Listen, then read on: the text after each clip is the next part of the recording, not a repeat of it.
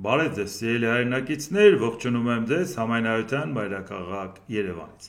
Այսօր մայիսի 11-ն է 2025 թվական։ Կխոսենք աշխարհաքաղաքական, տարածաշրջանային, ներպետական ուշագրավ թեմաներից, որոնք կներկայացնեմ իմ մեկնաբանությամբ։ Մի հետաքրքիր հայտարարություն Ամերիկայի Միացյալ Նահանգներից հաճելիորեն զարմացած եմ, կարդամ եւ կմեկնաբանեմ, թե ինչ նկատի ունեմ։ ԱՄՆ պետքարտուղարի տեղակալ Քրիստոֆեր Լանդաուն գրել է. «Ես պատիվ եմ ունեցել ականատես լինել, թե ինչպես է պետքարտուղար Ռուբիոն վերջին օրերին անխոնջ հեռախոսով շփվում Հնդկաստանի եւ Պակիստանի ղեկավարների հետ իրավիճակի վտանգավոր սրումը կանխելու համար։ Տրամպը եւ փոխնախագահ Վենսը մեզ բոլորիս, ովքեր աշխատում են իրենց վարչակազմում, հստակ հասկացրել են, որ մեր նպատակն է խթանել եւ հետամուտ լինել խաղաղությանը, ուշադրություն թվարկումը, լինի դա Հնդկաստանի եւ Պակիստանի, Ռուսաստանի եւ Ուկրաինայի, Իսրայելի եւ նրա հարևանների, Կոնգոյի եւ Ռուանդայի, Ադրբեջանի եւ Հայաստանի կամ այլ երկրների միջև։ Որպես դիվանագետներ եւ մարդիկ մենք կոչված ենք կանխել կամ դադարեցնել պատերազմը, հպարտենք, որ մեր թիմն այսօր կարողացավ կատարել այդ խոստումը եւ երախտագիտություն ենք հայտնում Հնդկաստանի եւ Պակիստանի ղեկավարությանը խոհեմության եւ զսպվածության համար», նշել է փոխպետքարտուղար Լանդաուն։ Ինչի անբացի են, որ դա խոսքը վերաբերում էր Հայաստան-Ադրբեջան, այնպես չի, որ սա ասվեց միանգամից ամեն ինչ կարգավորվեց, բայց ինչով էր դա հաճելիորեն ինձ համար նաև զարմանալի, որովհետև շատ ենք խոսել այդ մասին, անգամ անցյալ տարվանից դեռ նախընտրական փուլից սկսած, երբ որ խոսք էր գնում, որ Դոնալդ Տրամփն ասում էր, որ պետք է վարենք մեկուսացման քաղաքականություն, օվկիանոսի այն կողմ մենք ինչի պետք է մտածենք, ինչի պետք է մենք ծախսեր անենք աշխարհի տարբեր վայրերում, այսինքն դա մեզ ինչ վերաբերվող հարց է, մեր նպատակը նա է, որ մտածենք Միացյալ Նահանգների մասին, մեր հարկատուների փողերը խնայենք եւ այլ եւ այլ։ Շատ է եղել այդ մասին խոսել եմ, իսկ հիմնականում մեր լսարանը նույն մարդիկ են, հրաշալի էլ հիշում են ինչ են քննարկել, որ Ամերիկայի Միացյալ Նահանգները, եթե կորցնի իր աշխարհաքաղաքական կշիռը, նա շատ ծանր հարված կստանա հենց ինքը իր պետության համար, որովհետև Ամերիկայի տնտեսությունը հենց կառուցված է այդ աշխարհաքաղաքական կշռի վրա, այդ ռազմական հզորության վրա, այն ազդեցության վրա, որ շատ երկրներ մի մասը վախենում են Միացյալ Նահանգներից, մի մասը ցանկանում է Ամերիկայի հետ նորմալ համագործակցել, դրանով իսկ իրան ավելի ապահով ու պաշտպանված զգա։ Եվ մեծ պատիվ է համարել, եթե Միացյալ Նահանգները որևէ ծրագրի համար ֆինանսավորել է, նույնիսկ եթե այդ գումարի չափը իր համար որևէ էական նշանակություն չի ունեցել, բայց նա համարել է դրանով վերաբերմունք Միացյալ Նահանգների իր պետության հանդեպ։ Այդ պարագայում, երբ որ Ամերիկայի Միացյալ Նահանգներն ասում են մենք հետ ենք քաշում, նույնիսկ ավելի պատկերավոր ասել եմ, օվկիանոսով տարանջատված Ամերիկան ինչով է տարբերվում Մեքսիկայից, Բրազիլիայից կամ Արգենտինայից։ Տարբերությունը ո՞րն է։ Իր ամբողջ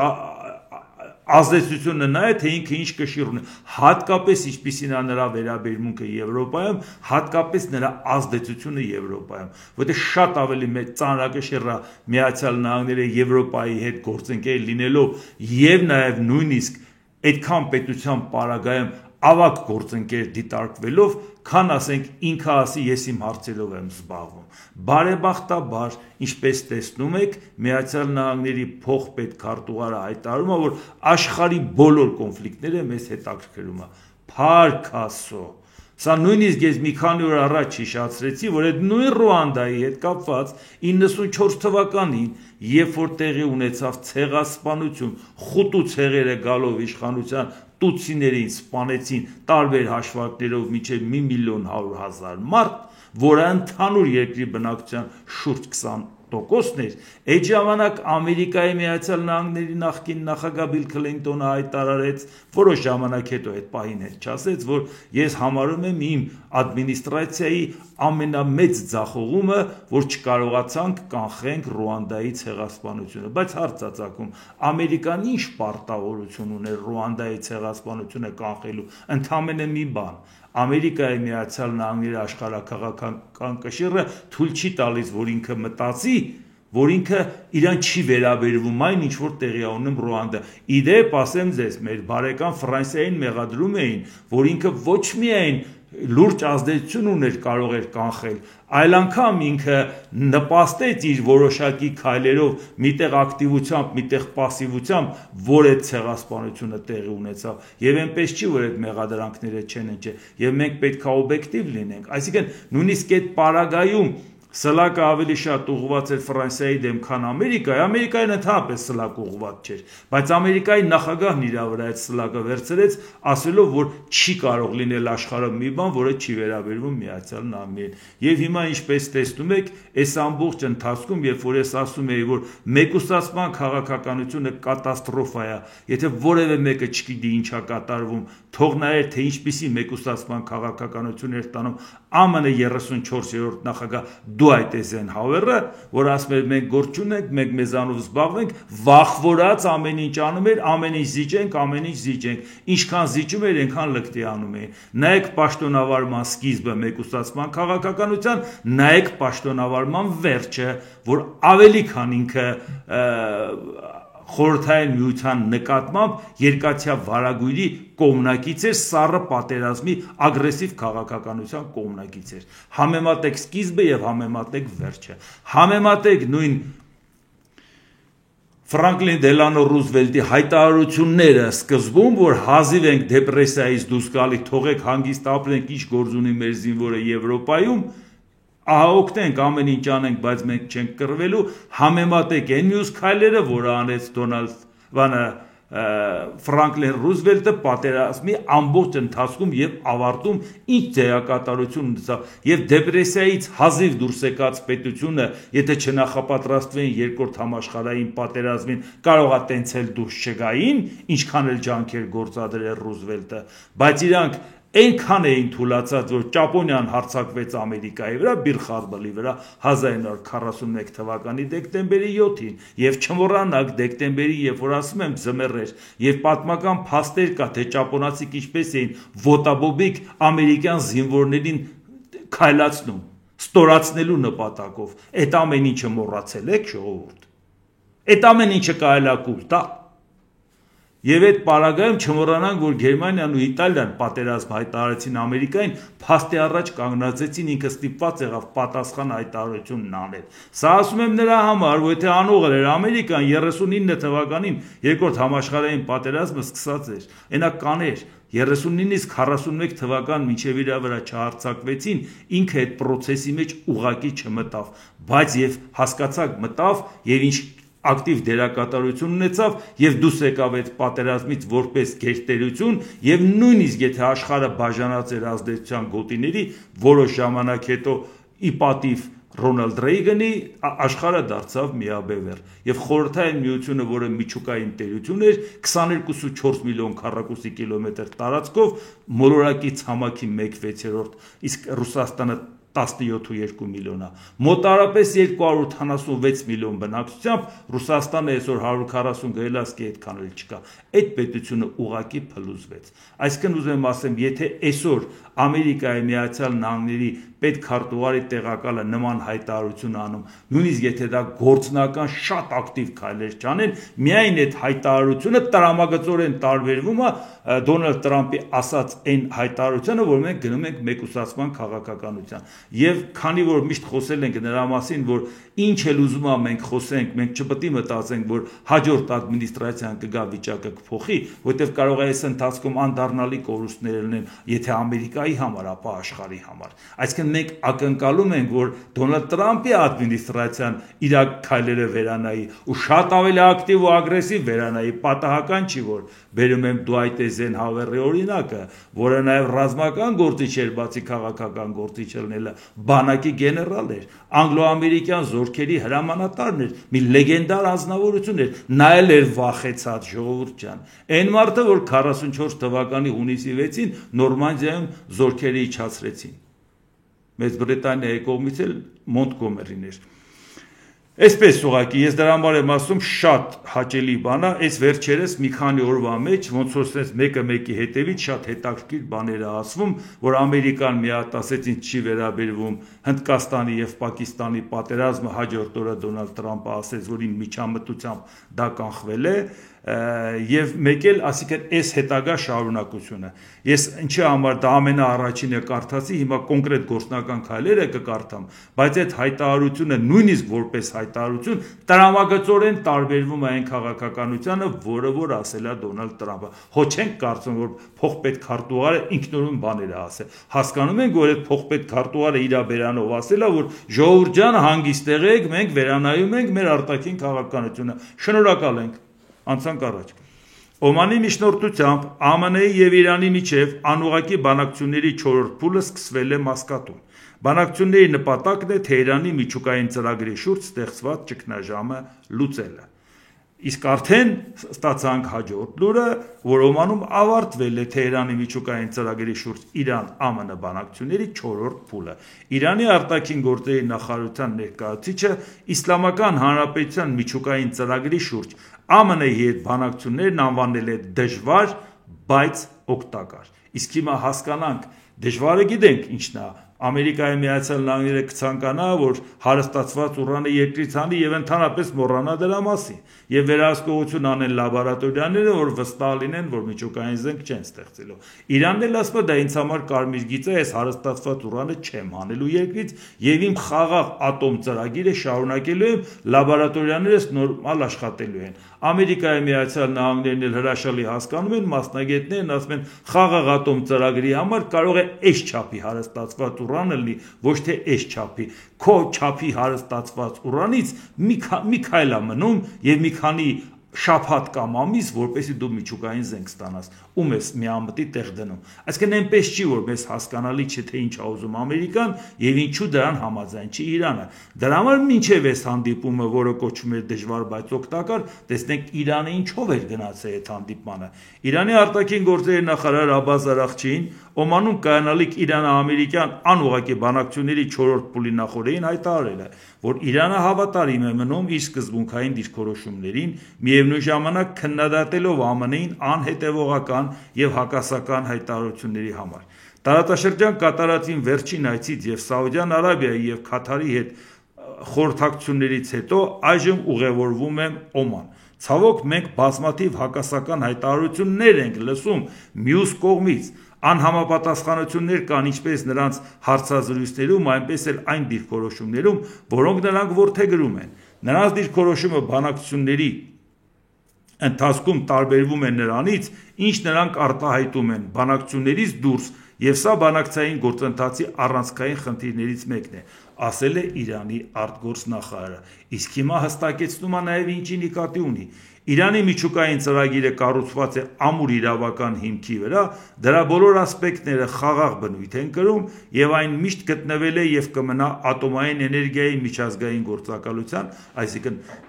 ՄԱԳԱՏԵ-ի հսկողության ներքո։ Սա իրանցի ժողովրդի իրավունքն է, որը ենթակա չէ ոչ բանակցությունների, ոչ էլ զիջումների, ասել է Արաղչին։ Ինչպես տեսնում եք,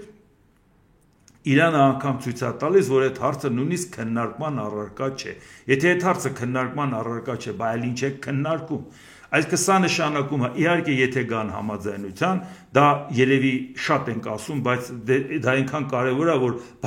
բա ինչ ասենք, եթե կարևոր բանից չխոսենք, Ամերիկայի Միացյալ Նահանգների եւ Իրանի հետ համաձայնություն գալը արմատապես բխում է հենց Հայաստանի շահերից, որովհետեւ ոչ մի պարագայում, ոչ Բախումը ոչ էլ որևէ ու նաև մեր շահերից չի բխում, որ նաև Իրանը կարողանա այն աշճանի պահանջներ ներկայացնի, որ Ամերիկայի Միացյալ Նահանգները զիջի, որտեղ դա մեզ համար կլինի կատաստրոֆիկ։ Տեղից էլ որ Ամերիկայի Միացյալ Նահանգների նախագահի հայտարարությունները էս կանենք, հետո ստիպված եղան մի քիչ մեղմացնել հռետորաբանությունը, հետո նորից ասել, բայց այնուամենայնիվ կհարվածենք, տեղից էլ արդեն այդ հարցում զիջումներ կլինի, եթե Իրանը կարողանա հասնի նրան, որ միջուկային այդ ուրանի հարստացման վիճակը կարողանա պահպանի։ Բայց դրանից իհարկե շատ վատ վիճակի մեջ է հայտնվելու Իսրայելը, որը բզբզելու ամեն ինչ անի Ամերիկան հարվածի, իսկ Ամերիկան էլ Իսրայելին բացատրում է, որ խելոք մնա, ես դա չեմ անելու։ Այսինքն իզուր մի դրթի, որ ես այդ հարվածներին գնամ, որտեղ այսօր դրա ժամանակը չի, այդ հարցը չի։ Առավել ևս, որ հաշվի են առնում, որ Իրանը այսօր մեկուսացված չի։ Այն քաղաքականության արդյունքում, որ Ամերիկայի Միացյալ Նահանգները բոլորի հետ տարավ թեկուզ մաքսատուրքերի պատերազմը, նաև դա որ ցանկացավ մեկուսացնի Չինաստանին, բայց արդյունքում հակառակ ազդեցությունն եղավ, բոլորը հակադրվեցին Միացյալ Նահանգներին։ Սկզբից զգուշավոր, հետո ավելի ակտիվ եւ այլ եւ այլ։ Հիմա կամաց իհարկե այդ հարցերը վերանայվում են, բայց նաև մեզ համար ուրիշ խնդիր էլ կա, որ նաև ասում ենք, որ ինչու մեզ համար նաև պակաս կարևոր չի։ Օրինակ տեսեք, Ադրբեջանը պարբերաբար ասում է, որ ես երկու կողմից ճանապարհը կառուցում եմ, բերում եմ, հասցնում եմ Հայաստանի սահմանին եւ Նախճեվանով եւ իր բուն տարածքով, մայր տարածքով Ադրբեջանի, որից հետո եթե Հայաստանը չհամաձայնվի, մենք կգնանք Իրանի տարածքով։ Այդ շանտաժը անում է, դրա մասին ամեն օր խոսում ենք, որովհետեւ դա շատ վտանգավոր է մեզ համար, պետք է հասկանանք։ Հիմա ինչ է ստացվում, բայց այնուամենայնիվ պարբերաբար ասում են, որ այո, Հայաստանը պարտավորվել է, պետք է անի, երեք էլ դրա մասին խոսեցինք, բայց խնդիրը որն է։ Իսկ ինչ է կարծում, Ադրբեջանը, եթե պատկերացնենք Հայաստանի հետ պայմանավորվում է, Հայաստանի պայմանն ընդունում է, պարզեցված ընթացակարգով ինքը համաձայն է, որ Հայաստանի ճանապարհով անցնի։ Սկաներներով անցնում են, գնում են։ Վաղը իշխանությունը փոխվեց, եկավ ուրիշ իշխանություն, որը այնուամենայնիվ վտանգ տեսավ Նիկոլ Փաշինյանի քայլերի մեջ, թե ինչի պետք է մենք պարզեցված ընթացակարգով համաձայնվենք, եւ դա մերժեց։ Ինչպիսի փաստաթուղթ է ստորագրված լինի կոմունիկացիաների ապաշրջափակման, ցանկացած հաջորդ իշխանություն դա կարող է փոխել, որովհետև այնպիսի որոշում չի, որը փոխելու ենթակա չի։ Այդ դեպքում ինչ է ստացվում։ Կարծում եք, որ Ադրբեջանը, որը որ ոչ թե ուզում է իր մայր տարածքը կապի Նախճեվանի հետ, այլ Չինաստանից ապրանքները բերի, հասցնի Եվրոպա, անցնելով Մեղրիով, նա այդ ճանապարհը կդնի վտանգի տակ, այդ ամբողջ երկրների հետ պայմանագրերը կկնքի, այդ ամեն ինչ կանի եւ կմտածի, եթե հանկարծ վաղը Փաշինյանը չեղավ, այդ ճանապարհը կարող է մեկ ուրիշ իշխանություն գա եւ ասի ոչ, մենք պետք է լիակատար վերահսկողություն սահմանենք մեր ինքնիշխանության շրջանակներում, որևէ ինքնիշխան պետություն չի համաձայնվի պարզեցված կարգով իր երկրի տարածքով անցնի բեռները։ Կհամաձայնվի Ադրբեջանը այդ հսկայական պայմանավորվածությունները պայմանագրային ձեռք բերի, մեկ էլ մի օր կանգնի ասի ժողովուրդ ջան, կներեք, Հայաստանը չի համաձայնվում։ Ուրեմն ինչքան է ինքը վստահ, որ եթե ինքը դրան համաձայնվեց, ուրեմն դա անդառնալի է, բայց դեպքում մտածեք, բա ոնց է անդառնալի։ Ու այն աշճանի է ինքը դրա վրա բանը սևեռված, որ անգամ ձգում է, չի շտապում, որպեսզի այդ ճանապարհը Իրանը սարքի։ Չի շտապում, թեկուզ բանակցում է։ Իրանն ասում է համաձայն ենք, մենք ճանապարհը կառուցենք մեր միջոցներով, բայց չի ասում, հա, կառուցի 100%-ով քո մոտով եմ անցնելու։ Չի ասում, ինչի։ Որտեւ ինքը դեռ հույս ունի, որտեւ իր համար էական նշանակություն ունի անցնի Իրանի տարածքով, թե անցնի Հայաստանով։ Իրանի տարածքով երբևիցե ինքը չի կարող հավակնի, որ Իրանից այդ տարածքը ֆիզիկապես կարող է վերցնել։ Հայաստանի պարագայում նա դեռ հավակնություն ունի, որ եթե ինքը այդ ճանապարհով անցավ, վաղը կոմունիկացիաների ապաշրջափակման պարագայում, պետք է ասեն, եթե բարեկամ պետություններ ենք, ինչ խնդրեմ կա, որ ադրբեջանցիները հանգիստ կան Հայաստանում ապրեն, ինչ մի խնդիր կա, եթե մենք բարեկամ պետություն ենք, ինչպես տեսնում ենք, մեր իշխանություններն ասում են, եթե խաղաղության պայմանագիր կնքենք, կոմունիկացիոն հարցերը լուծենք, հանգիստ թող իրար հետ շփվեն, ինչ ապատահևոր։ Նորմալ առևտուր անեն, լսել եք այդ խոսույթը։ Այսինքն այդ պարագայում ինչ հիմքով պետք է Հայաստանի իշխանությունները մերժեն, որպեսզի ադրբեջանցիները գան, բնակարան ձեռք բերեն Մեղրիում։ Ինչ են ասելու, ինչ են դեմ։ Ինչն է պատճառը, որ այդ երկրի հետ որևէ խնդիր չունեն, խաղաղության պայմանագիրը կնքած են։ Ինչ ուրիշ երկրից չենք, բայց մենք գիտենք, չէ՞ որ դա արվելու է նպատակային։ Մենք գիտենք, չէ՞ որ այնուամենայնիվ Ադրբեջանը այդքան ձգում է միայն մի բանի համար, որ ստանա ամբողջությամբ տարածքը հետը, ոչ թե մենակ կոմունիկացիաները, որտեղ եթե մենակ կոմունիկացիան լիներ, Հայաստանի իշխանություններն ասում են, պատրաստ ենք այդ կոմունիկացիաները տրամադրել պարզեցված կարգով։ Եվ ասում է Ադրբեջանը մերժում է, ինչի է մերժում։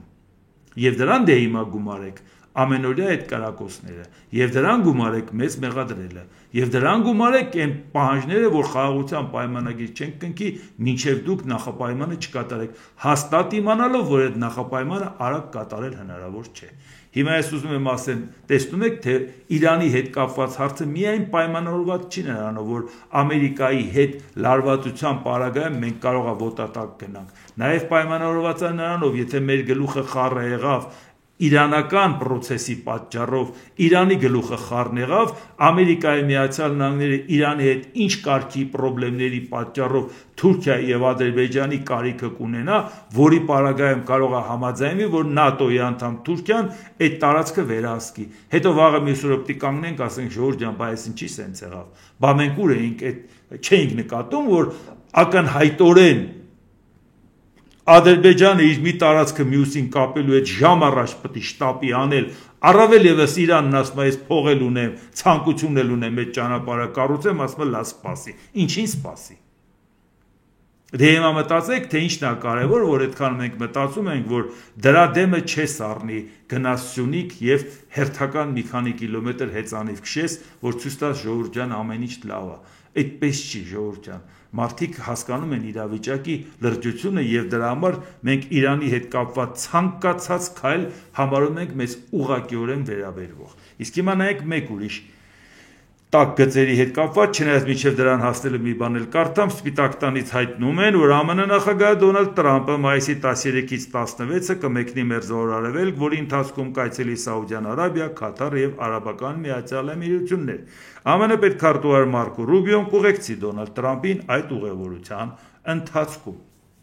Իհարկե սա այն ուղևորությունն է, որին շատ լավ նախապատրաստում է Դոնալդ Տրամպը, անգամ մի քանի քայլեր ուզում է ժեստեր անի, ժեստերից մեկը նաեւ որ Պարսից ծոցը համարի արաբական ծոց, չնայած չեմ կարծում, որ դա որևէ ձևով լուրջ քայլ է, որը որ սազական է Ամերիկայի Միացյալ Նահանգների նախագահային նման հարց քննարկելը, առավել եւս երկու անունն էլ օգտագործվում է, կամ էլ թե չէ, եթե ինքը ցանկանում է այնուամենայնիվ ճանաչի Պաղեստինի անկախությունը, որի մասին էլ էր քննարկում, դա էլ էս պահին իրատեսական չի, որտեղ նախապատրաստական քայլեր ունի անելու։ Իսկ նախապատրաստական քայլերը նաև պետք է լինի թեկուզ Սաուդյան Արաբիայի հետ պայմանավորվածությունը Իսրայելի հետ խաղաղության գործընթացի գնալու, Իսրայելի ախորժակը զսպել, հետ քաշել, բայց դա խնդիրներ է, որ Միացյալ Նահանգները այո ցանկանում է Իսրայելին ինչ-որ միտեղ զսպի, բայց ավելի մեծ քայլերի արդյոք պատրաստ է այսօր գնա։ Այս վիճակով ինչ տարածքներ, որը որ Իսրայելը վերցրել է այդ պատերազմների ընթացքում, իրատեսական չի ռեալ, որ դնես սահման գծես եւ այդ սահմանը ամեն պետություն իր սահմանը պահի։ Պետք է դնես, վերականգնես, վերադարձնես Իսրայելին այն տարածքները, որը ՄԱԿ-ի կողմից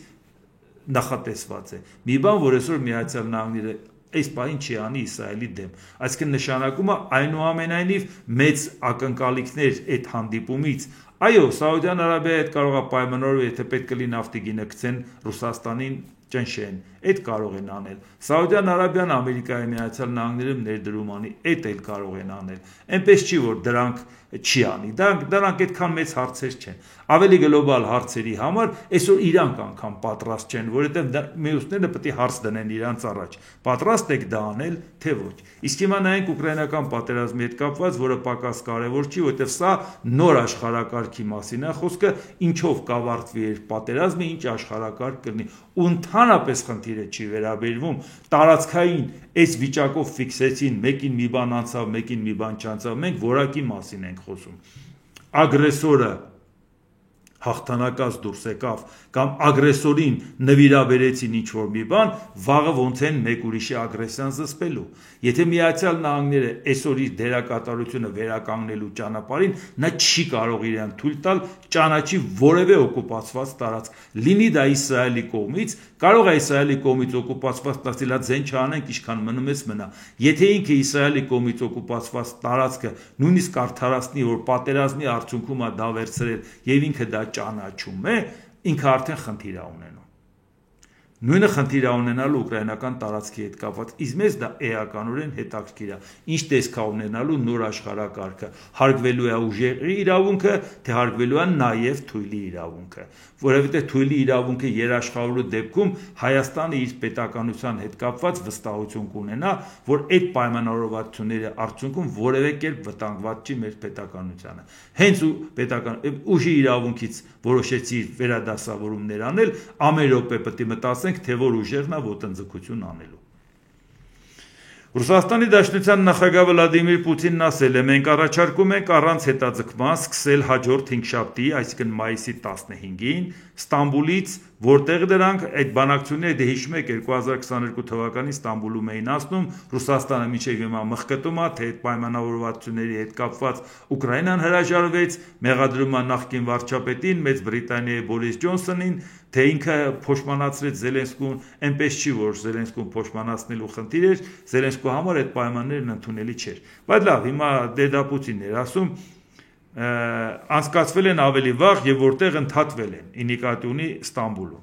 Ռուսաստանի Դաշնության նախագահն ընդգծել է, որ Մոսկվան պատրաստ է առանց նախապայմանների բանակցությունների, մենք պատրաստ ենք Ուկրաինայի հետ լուրջ բանակցությունների, վստահեցրել է Պուտինը։ Մենք չենք բացառում, որ այս բանակցությունների ընթացքում հնարավոր կլինի պայմանավորվել ինչ-որ նոր եւ իրական զինադադարի շուրջ, ասել է Պուտինը։ Իհարկե Պուտինն ասել էր, որ նաեւ պլանավորված հարցազրույցում,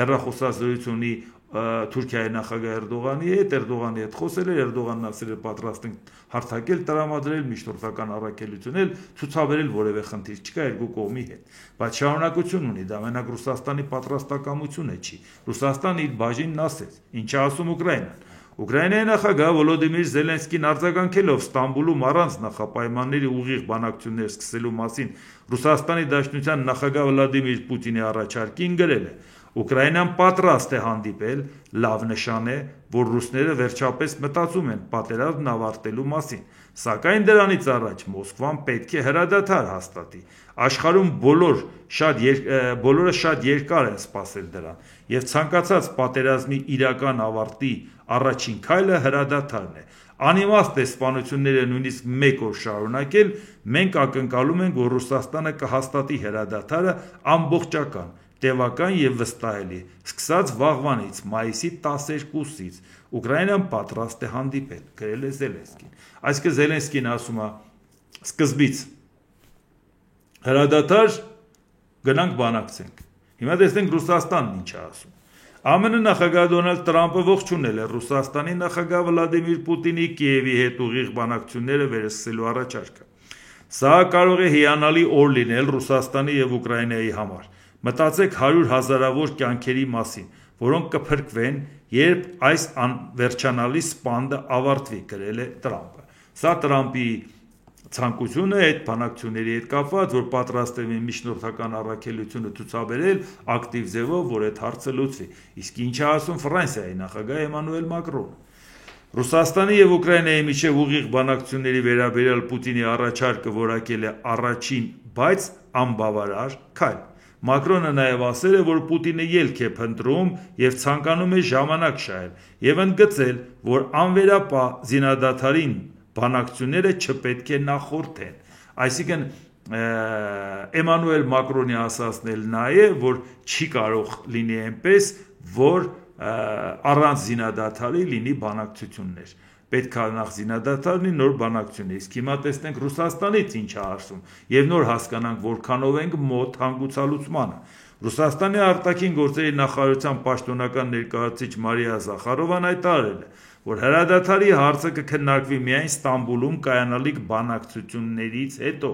Զախարովայի խոսքով Ուկրաինայի նախագահի աշխատակազմը վատ է կարդացել Ռուսաստանի նախագահի հայտարարության սղագրությունը եւ նրան աջակցող համաշխարհային քաղաքական գործիչների ու լրատվամիջոցների հարյուրավոր մեկնաբանությունները։ Նախ բանակցություններ արմատական պատճառների վերաբերյալ, ապա կարող ենք խոսել հրադադարի մասին, հավելել է Զախարովան։ Այսինքն սա է նաեւ որ այո Ռուսաստանը պատրաստ է բանակցությունների, բայց Ռուսաստանը վախենում է, որ եթե հրադադար չլինի, այդ պարագայում նորից Ուկրաինան կշարունակի զինվել եւ ժամանակ կշահի, որի հետ կապված ինքը ավելի վատ վիճակում կհայտնվի։ Եվ այս պարագայում բայց այնուամենայնիվ Ամերիկայի Միացյալ Նահանգների նախագահը երբ որ ասել է 30 օրվա զինադադար, որին համաձայն են եվրոպական երկրները, որին համաձայն է Ուկրաինան, որին համաձայն չի Ռուսաստանը։ Եվ նույնիսկ եթե Ռուսաստանը այս առաջարկությունն անում է, այնուամենայնիվ ինքը չի կատարում այն առաջարկը, նախաձեռնությունը, որը հանդես է բերել Դոնալդ Տրամպը եւ եվրոպական երկրները։ Իդեպ նաեւ են քարյակի, որոնք բավական ակտիվ ձևով այս ամեն ինչում ներգրավված են։ Մեծ Բրիտանիա, Ֆրանսիա, Գերմանիա եւ Լեհաստան։ Էլ չենք խոսում ընդհանրապես այն կամավորների խումբը, որը ձևավորվել է այս չասենք քարյակի շուրջ գոնե եռյակի։ Քարյակը այդ իրանք են ստեղծում, որ Լեհաստանը անպայման դրան ակտիվ մասնակից լինի։ Եվ հիմա այստեղ հարց առաջանում, ով է զիջելու, որովհետև եթե Ռուսաստանը պնդում է այս տարբերակը, այդ տարբերակը դեմ է գնում Դոնալդ Տրամպի առաջարկության, այսինքն ես չեմ ընդունում զինադադար, որ նստենք բանակցությունների։ Նույնիսկ որպես երաշխավոր Միացյալ Նահանգներին չեմ ճանաչում, քանի որ հենց զինադադար եղավ, բանակցություններ սկսվեց, որը կարող է երկար տևի, Միացյալ Նահանգները շարունակելու է զինել Ուկրաինային։ Այսինքն այս պարագայում դեռ նախնական քայլը, որ Ռուսաստանն ասում է համաձայնենք բանակցության, դա արդեն առաջընթաց է, բայց դեռ հանգուցալուծումը գտնված չէ։ Հիմա դրան ուշադրությամբ կհետևենք, իսկ ինչ վերաբերվում է Ուկրաինայի հետ կապված, արդեն դուք տեսաք, որ նաև հավաքը, որը տեղի ունեցավ, այդ 4 պետությունները, որոնք որ հավաքվեցին, խոսեցին, քննարկեցին, բացի դրանից էլ նաև Գերմանիան, որը շատ ակտիվ ձևով ասեց մասնակցելու ենք, մանավանդ որ ամենամսյա Ռամշտայն հավաքները, որոնք որ Ուկրաինայի ռազմական օգնության հետ կապված է քննարկումները, մի քիչ էլ պասիվացել էր այդ ուղղությամբ Ամերիկայի Միացյալ Նահանգները եւ շատ ավելի ակտիվ ձևով, քանի որ դա էլ Գերմանիայի տարածքում է անցնում, անկախ նայած ուղիղ հավաքվում են, ժամանակներ ա լինում, որ նաեւ հեռավոր կապով են հավաքվում, բայց այնուամենայնիվ գերմանական ավիաբազայի անունով պայմանավորված այդ հավաքների մասին է խոսքը եւ Ֆրիդրիխ Մերցը ասում էր, որ ավելի ակտիվ ենք մենք այդ Ռամշտայնի հարցում մեր վրա վերցնելու առաքելություն։ Դրա համար հիմա երբ որ մենք դա տեսնում ենք, Իտալիայի արտաքին գործերի նախարարության հայտարարության մեջ ասվում է, Իտալիան 2.5 միլիարդ եվրո է նվիրաբերել Ուկրաինային ռազմական եւ հումանիտար կարիքների համար։ Այս այն է ինչի մասին որ խոսում էինք, որ այո, այս ամեն ինչը շարունակվելու է եւ Ուկրաինային օգնելու են, Ուկրաինային զինելու են։ Իսկ հիմա մի հատ հարց էլ ուզում եմ ներկայացնեմ, Ամերիկայի Միացյալ Նահանգները գիտեք մաքսային արճակատումը Չինաստանի հետ, որը շատ վատ հետևանքներ կարող էր ունենալ համաշխարհային տնտեսության համար, բայց ավելի մեծ վտանգավոր հետևանք Ամերիկայի Միացյալ Նահանգների համար, Ամերիկայի Միացյալ Նահանգները բարձրացրեց մաքսատուրքը, Չինաստանը չզիջեց կոնտր բարձրացրեց, հետո Ամերիկան բարձրացրեց, նրանք էլ հասկացան, որ խնդիրը լուծում չունի։ Այո, Չինաստանը ինչ որ քանակության ապրանք չի կարող մտցնի Միացյալ Նահանգներին, բայց Միացյալ Նահանգներն էլ ի վիճակի չի այդ ապրանքը կոմպենսացնել ուրիշ արտադրողներից։ Դրան գումարած, որ եթե Միացյալ Նահանգները ցանկանում է պրոտեկցիոնիզմի քաղաքականություն կառուցել իր երկրում, քաղաքականություն վարել, որի պարագայում կարողանա տեղական արտադրողին աջակցել, տեղական արտադրողը Ամերիկայի Միացյալ Նահանգների 4.5 անգամ կենսամակարդակի բարձր լինելու պարագայում բացառվում է, որ ինքը ավելի էժան ապրանք արտադրի։ Այսինքն, եթե նույնիսկ հրաժարվեց չինական ապրանքից, եթե նույնիսկ ամբողջ ծավալը, որը ֆանտաստիկայի ժանրից է, շատ արագ Միացյալ Նահանգները մարտադրեց, այդ ապրանքի գինը չի կարող չբարձրանալ, որովհետև այդ կենսամակարդակը նստած է այդ ապրանքի ինքնարժեքի մեջ։ Այնպես որ կարծում եմ, որ գոնե բարեբախտաբար լսում են մասնագետներին, եթե սկզբից չեն լսել, գոնե հիմա լսում են, որովհետև մի ուրախալի թեման է սա է։ ԱՄՆ նախագահ Դոնալդ Տրամպը գրառում է արել նշելով. շատ լավ հանդիպում էր Չինաստանի հետ Շվեյցարիայում, շատ բան քննարկվեց, շատ բան համաձայնեցվեց։ ամբողջական վերականգնում, որի շուրջ բանակցվել է բարեկամական, բայց կառուցողական ձևով։ Մենք ցանկանում ենք տեսնել Չինաստանին ամերիկյան բիզնեսում թե Չինաստանի, թե Ամերիկայի բարօրության համար, ոչ միայն Չինաստանի ու Ամերիկայի, այլև համաշխարհային տնտեսության, եթե համաշխարհային տնտեսության, նաև մեր պես յուրաքանչյուր պետության համար, եթե երկու հզոր տնտեսություններ գնում են բախման, լոգիկան դրա որն է, այն էլ այդքան փոխկապակցված, այն էլ այն աշճանի, որ Չինաստանը Ամերիկան նաև ունի արտաքին պարտք, որը Չինաստանի հետ կապված է։ Նա բացի դրանից Չինաստանը այդքան ապրանք է մտցնում Ամերիկայի Միացյալ Նահանգներին։ Ինչպիսի պայմանավորվածություն էլ գան, վերադառնան նախկին վիճակին կամ նախկին վիճակի պարագայում նույնիսկ Չինաստանը գնա ինչ-որ զիջումների, որի պարագայում Ամերիկայի Միացյալ Նահանգների հետ նորմալ ձևով համագործակցեն, շահողը կլինի ամբողջ աշխարհը, առաջերտին նաև մենք, որովհետև մեր տնտեսությունը շատ թույլ է, այնպես չի որ շատ ինտեգրված է համաշխարհային տնտեսությանը, բայց ցնցումներին դիմացկուն չի։ Ցանկացած ցնցումը մեզ սենց ուղակի ոտատակ է շպրտում եւ պատահական չի որ 2008 թվականին ֆինանսատնտեսական ճգնաժամը պարբերաբար հիշեցնում ենք, որովհետեւ այն ժամանակ մենք ունեինք ֆինանսիստ վարչապետ, որն ասում էր, եթե չնավսեք Հայաստանում ֆինանսական-տնտեսական ճգնաժամ չի լինի։ Այսինքն փաստորեն նավսելու մասին պետք է մտածեին, բայց իրականում չեմ կարծում որ նավսելն էր պատճառը, Հայաստանը ունեցավ անկման երկրորդ ցուցանիշը աշխարհում 14.1% տնտեսական անկում։ Այնպես որ այս հարցերը մեզ ուղղակիորեն առնչվում են։ Մի կարճ բանի անդրադառնամ, երեք չնայած անդրադարձել են, բայց այսօր ամբողջ օրը նորից էլի քննարկում էին Արծրուն Հովհաննիսյանը, որը որ հմեկով խոսել էր բանի հետ կապված, այդ Գերտրուդա օպերացիայի հետ կապված, ստիպված ուղղակի այդ մասը նորից լսել եմ, շատ կարճ անդրադառնամ, թե ով ինչ ոնց է մեկնաբանում դնենք իրար կողմ, ես երեք բավական հանգամանորեն անդրադարձա, բայց ինչ է այս մարդու ասածը, ինչն եք հերքում կամ ինչն եք հիմնավորում։ Գերտրուդա օպերացիան, որը ենթադրում էր, որ Գերմանիան Ստալինգրադից հետո իջնի Կովկաս, վերցնի Կովկասը, ապա Բուլղարիայից որոշակի ցամաքային զորքեր, դիվիզիաներ, այդ թվում նաև անկախ Հայաստանից,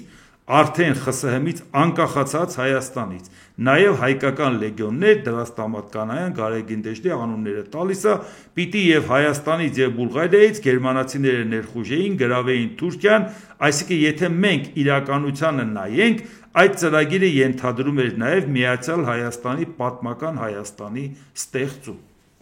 Մարդը սա ասել է, համինչի մասին է խոսքը։ Այո, մենք գիտենք, որ Դարաստամատկանայանն է Գարեգին Դեժդեին էլ համագործակցել է, մի նորություն չի։ Դրա մասին ես պարբերաբար խոսել եմ նաև տարիներ առաջ, այնպես չի որ նոր ենք խոսում։ Բայց խնդիրը ուրիշ է։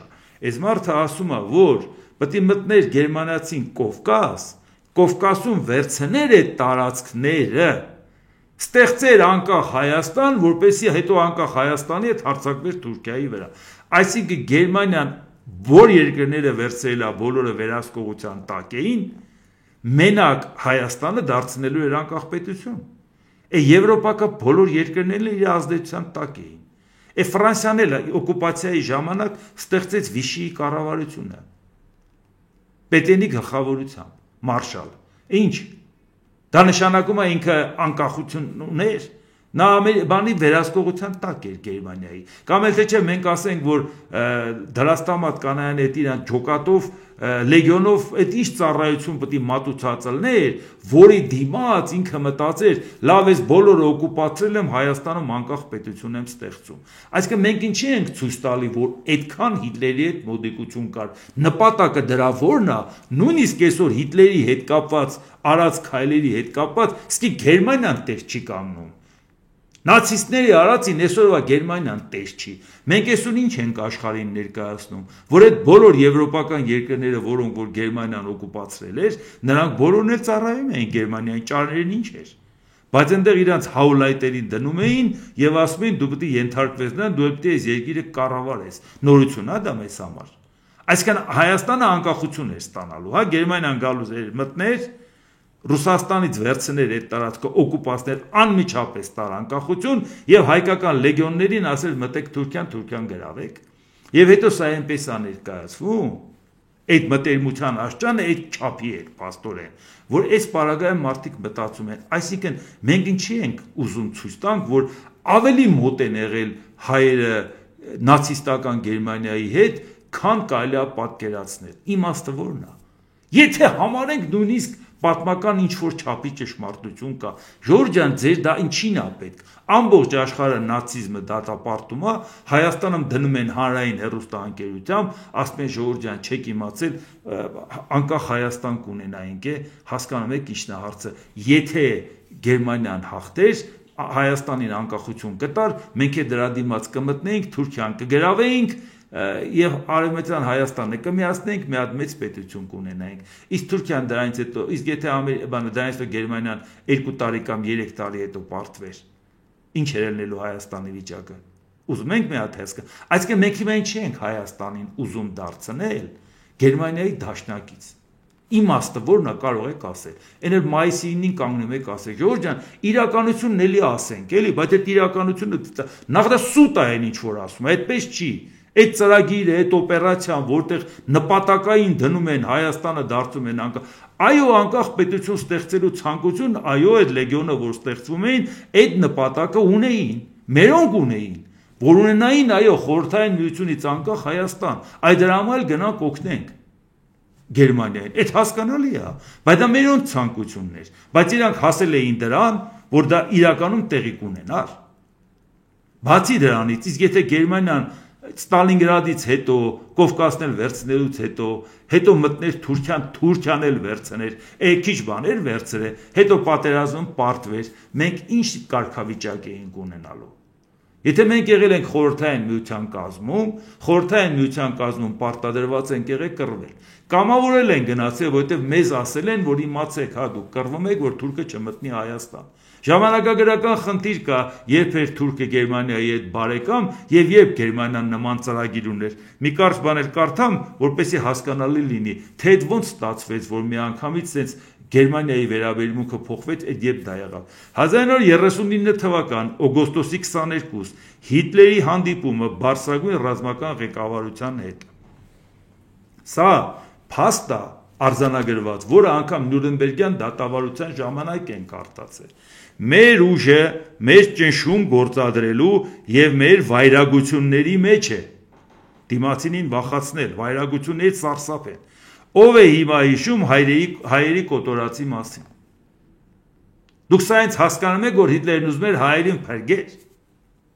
Թե ընդհակառակն ասում էր դրեք կոտորեք, ոնց որ հայերին են կոտորել, ով է հասկանում։ Սա եղել է օգոստոսի 22։ Օգոստոսի 23-ին նույն 39 թվականին ստորագրվել է Մոլոտով-Ռիբենտրոպ պայմանագիրը եւ գաղտնի պակտը, որով որ աշխարհը բերել կիսել են Եվրոպան, Խորհրդային միության եւ Գերմանիայի միջև։ Սեպտեմբերի 1-ին սկսվել է պատերազմը, մի շաբաթ հետո։ Եվ հիմա ուզում եք ասեք, որ այս ձևով վարվող Հիտլերի եւ հարձակվելու արանքում միանգամից մտկափոխ եղան, մի քանիսն էլ իրանց ֆանտազիան քոքել են, ասում են DND գնաց հարցերը Հիտլերի հետ այնպես լուծեց, որ այս վերաբերմունքը Հիտլերի փոխվեց։ Ժորժ ջան, դա ում համար եք ասում։ Ում համար եք ասում։ Այդ Հիտլերին վերակենդանացնելու իմաստը ո՞րն է, ժողովուրդ։ Պատմական ճշմարտություն եք ասում, աշխարհի աչքի առաջ հայերին ինչ անում։ Հիտլերի դաշնակից։ Քիչ ենք դուժե, ժողովուրդ։ Էն էլ դա չի ասում է պատերի տակ։ Էն է չի ասում որևէ վերլուծաբան։ Դա ասում է հանրային հեռուստաընկերության եթերում մայիսի 9-ի, ժողովուրդ։ Էլի ձեզ սխալը չեք ընդունում։ Եթե այս արտահայտությունը, որը կարդացի սղագրությունից, եթե դուք համարում եք, որ այս արտահայտությունը Հայաստանի օգտին է, առավել ևս Գերմանիան պարտվել է եւ այս ամեն ինչը չի եղել։ Այս պատմական իրողությունը շատ կարեւոր է, շարունակեք այդպես մտածել։ Սա լրիվ անիմաստ անտրամաբանական քայլ էր, որը որ արված է։ Բացի այդ նաեւ որոշակի սխալ պատմական եզրահանգումներ անելով։ Լավ, շատ չհոգնեցնեմ ձեզ։ Այսօր այսքանը, եթե հավանեցիք, սեղմեք լայք կոճակը, բաժանորդագրվեք Էդվարդ Անտինյան YouTube-յան ալիքին, սեղմեք զանգակ կոճակը, գրեք մեկնաբանություններ, գրեք հարցեր, դիտեք եւ դատեք ինքներդ։ Շնորհակալություն։